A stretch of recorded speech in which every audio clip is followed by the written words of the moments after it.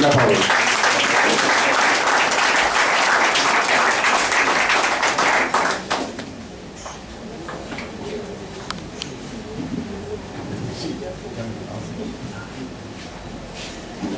Monsieur le Président, chers invités, habitants de Sainte-Anne, Mesdames, Messieurs, bonjour. C'est avec un grand plaisir que je m'adresse à vous aujourd'hui. Je ne rentrerai pas dans des débats politiques que je ne maîtrise pas, mais parlerai de ce que je constate, de ce qui me préoccupe en tant que jeune. Je ne suis pas insensible au contexte économique et social, écologique dans lequel nous nous trouvons aujourd'hui. En effet, cette crise économique existe déjà depuis tant d'années. Aujourd'hui, elle se manifeste plus que jamais, à travers des comportements pas tout le temps citoyens, par des phénomènes de violence envers nous-mêmes, envers ceux qui, comme nous, se retrouvent dans une situation difficile. Mais avons-nous visé les bonnes personnes? Est-ce bien ces petits commerçants, agriculteurs qui exercent ces grands pouvoirs économiques? Mais qui sont à leur tête? Avons-nous toujours le droit de nous plaindre? Sommes-nous les plus à plaindre? Quelquefois, il faut savoir apprécier ce que nous avons et bien sûr continuer ce combat dans lequel nous militons tous les jours. Un combat politique, économique, écologique et social pour rendre aux Martiniquais ce qui lui appartient, pour donner davantage de responsabilités aux collectivités territoriales actuelles dans le but de leur permettre de développer des perspectives d'avenir durables pour notre Martinique et nos générations futures. Une même force doit pouvoir avancer ensemble et non séparément.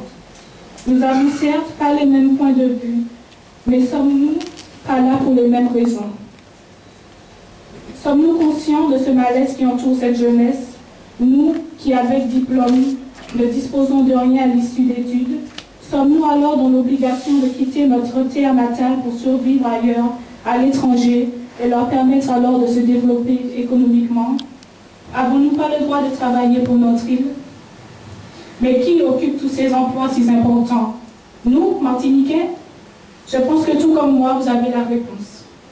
Et ces jeunes sans diplôme, sont-ils destinés à aller dans les rues?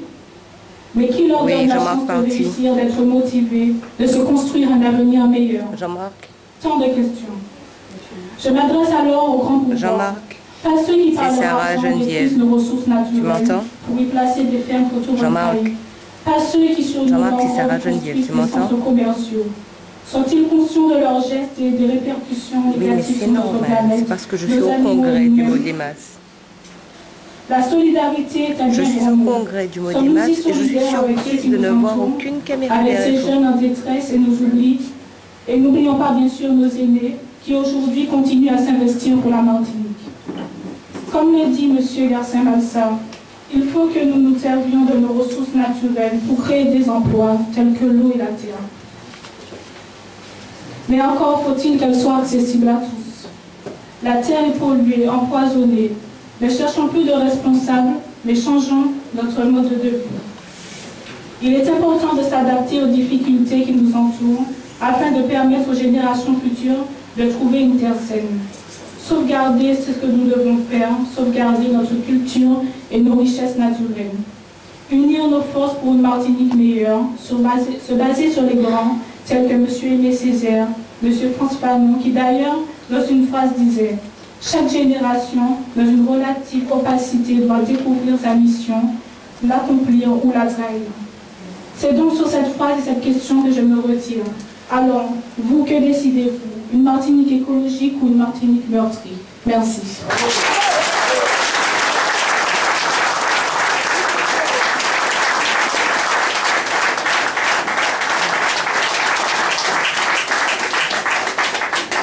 Allez, Vagino, merci en pile. On a profité de saluer le travail Marie-Claude, Malik et puis les camarades qui ont accompagné Jeunesse Sainte-Anne dans enquête, dans interrogation et dans un travail de réflexion qu'il a fait, et puis Jeunesse Pays.